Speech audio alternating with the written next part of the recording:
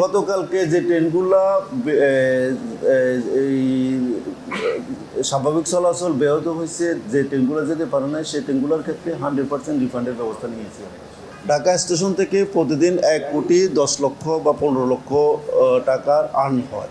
তো গতকালকে যেহেতু ট্রেন চলাচল ব্যাহত হয়েছে, ট্রেন চলাচল করে নাই, সেই ক্ষেত্রে এই টাকা আমাদের এই আর্থিকভাবে ক্ষতি হয়েছে। আপনারা জানেন, রানিং স্টাফ ঐক্য পরিষদের কর্মবিরতির কারণে গতকালকে ট্রেন চলাচল করতে বন্ধ ছিল। আজকে গতকাল রাত্রে 2:30 পরে আমরা জানতে পারছি যে ওনারা কর্মবিরতি প্রত্যাহার করেছেন। সে মোতাবেক ওনারা কর্মক্ষেত্রে ফেরত এসেছেন এবং স্বাভাবিক কার্যক্রম করবেন। তো ওনাদের স্বাভাবিক কার্যক্রম শুরু হওয়ার পর আমাদের ইঞ্জিনগুলো শেডে যে ইঞ্জিনগুলো ছিল, ইঞ্জিনগুলো ট্রেনে আসার জন্য কিছু প্রসিডিওর থাকে। এই প্রসিডিওরের কারণে মূলত কিছু লেট হয়েছে। আমাদের প্রথম ট্রেন দুমকোট এক্সপ্রেস যায় সকাল 6:30 সেটা মাত্র 30 মিনিট লেট। এরপরে 1 ঘন্টা 1.5 ঘন্টা লেটে ট্রেনগুলো গেছে এই প্রসিডিওরের কারণে। শুধুমাত্র আমাদের জয়ন্তিকা এক্সপ্রেস আর বুড়িমারি এক্সপ্রেস এই দুটো ট্রেন ছাড়া আর সব ট্রেন যাত্রা করবে। এই দুটো ট্রেন বাতিল করা হয়েছে। সর্বোচ্চ দেরি ফারাবাদ এক্সপ্রেস, এই ট্রেনটা 6:30 যাওয়ার কথা, তো এখন পর্যন্ত যায় নাই। এখন 10:30, 4 ঘন্টার মতো লেট হচ্ছে। এটার মূল কারণ হলো এই রেকটা ওয়াশপিড হয়েছে। ওয়াশপিডে এই যাওয়ার আমাদের আগের ট্রেনগুলো যে ট্রেনগুলো ছেড়ে গেছে আগে, ওই ট্রেনগুলো বিভিন্ন লাইনে ছিল।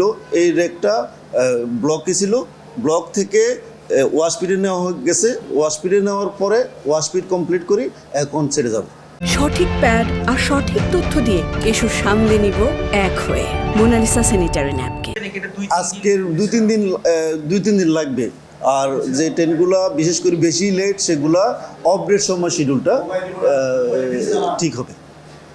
আর্থিক ক্ষতির বিষয়টা এখনও পুরোপুরি আমার হাতে নেই, কিন্তু আমি আপনাদেরকে একটা বিষয় জানাতে পারি। সেটা হলো ঢাকা স্টেশন থেকে প্রতিদিন 1,10,00,000 বা 15,00,000 টাকার আর্ন হয়।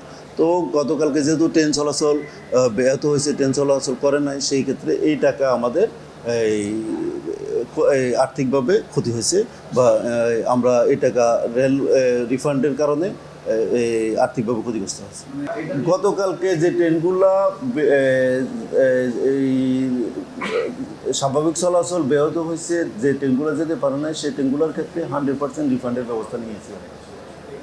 আমরা 100% রিফান্ডের ব্যবস্থা নিয়েছি। এক্ষেত্রে 25%-এর কোনো সুযোগ নেই। আজকে আপনারা স্টেশনে আসার পরে দেখতে পেয়েছেন এবং আমি সকাল থেকে দেখতে পাচ্ছি যে আজকে রিফান্ডের খুব একটা চেষ্টা করেন না যাত্রী সাধারণ। গতকালকে কর্মবিরতির পরে ট্রেন চলাচল ব্যাহত হওয়ার পরে আজকে প্রথম ট্রেন চলাচলে যাত্রী সাধারণ খুব উৎফুল্লভাবে এবং খুব সুন্দরভাবে ট্রেনে ভ্রমণের জন্য আগ্রহী হয়েছে এবং ট্রেনে ভ্রমণ করেছেন। তো আজকে খুব একটা রিফান্ডের জন্য আসেন নাই, খুব কমই এসেছেন, খুবই কম এসেছেন। এবং আর যে ট্রেনগুলো গেছে ওই ট্রেনগুলোতে সাধারণত যাত্রী সাধারণ সুন্দরভাবে ভ্রমণ করার চেষ্টা করেছেন। হয়তো কিছু লেট হয়েছে, বিলম্ব হচ্ছে।